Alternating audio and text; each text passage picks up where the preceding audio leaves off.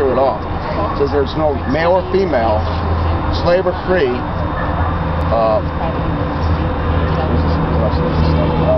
in Christ Jesus. Well, let's look at the Old Testament for just a second. Adam's first wife, Lilith. What about her? She got... That is a lie. You can't document that. You can't prove that. There's not a single... You know, we have, besides the Old Testament from the Bible, we have the Book of Jubilees. Gospel of St. Thomas? You won't find that there. That's BC. You can go online and read the Book of Jubilees. It goes into extreme detail. You can't truly prove any of it, really. I mean, you can't have records that far ago. They didn't even have paper back then. It was all by oralism. No, how can you be sure that somebody actually got the story right? Writing things down. No, and not at the very beginning, though. Sure they were. They had stone tablets. They had animals, use vellum. Writing goes back to thousands of years. Yes. They were trying to say, it's just amazing, mid-1900s, they're saying, no, Moses couldn't have written the first 5 books of the Pentateuch, the first 5 books of the Bible. But it's all been changed, too. They didn't have that kind of writing and law codes back in the 1500 BC. Well, then they found But it's all been changed too. People have changed each of the parts, how they see fit. How can you truly believe it? Which go to around 2600 BC. So we had writing that really predates Moses for a long time. The Jews were very good at writing things down. It doesn't matter if they were good at writing things down. It matters if the people who rewrote it down is actually staying true to the story, or just making it more fantastical, or just changing it in slight variations, making it sound completely different. These presuppositions that you cannot prove, but I can prove that you're wrong. I can prove that people will change a story. It's telephone. They found the Dead Sea Scrolls 1947 and subsequent years.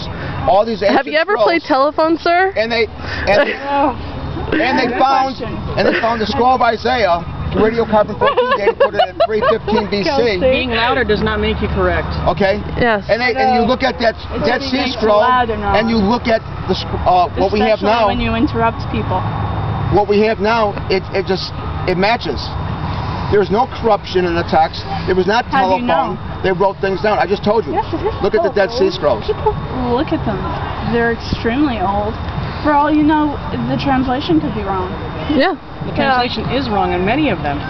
Why would the Jews, the Orthodox Jews in Israel, who had control of them and translated them, why would they want Isaiah 53 especially to come out favorably for Christians? Why would they want Psalm 22, which talks about they pierced my hands and feet? Okay? Why would they want that to come out favorably? Because if they were up to no good and they were being dishonest in their translation. By the way, all those are online. Those scrolls are online. You can or maybe they're just fucking with you. Yeah. Out of the abundance of the heart, the mouth speaks. Because you have a filthy heart, so filthy language comes out of your heart. Yeah. We have more manuscript evidence for the Bible than any other historical document. And the thing is, well, why do you need evidence? Well, what about the Norse Why can't you just follow your faith? What about the Norse Edda? Christianity is not blind faith. Combating that, you guys were saying, well, how do you know it's been changed? It's been changed. I was saying, well, from what you're talking about, it sounds like you what you are doing is just blindly following whatever the Bible says, and not just choosing what you believe. Well, we're not. I mean, have you ever have you ever actually, read any of the articles that might say that our faith is right?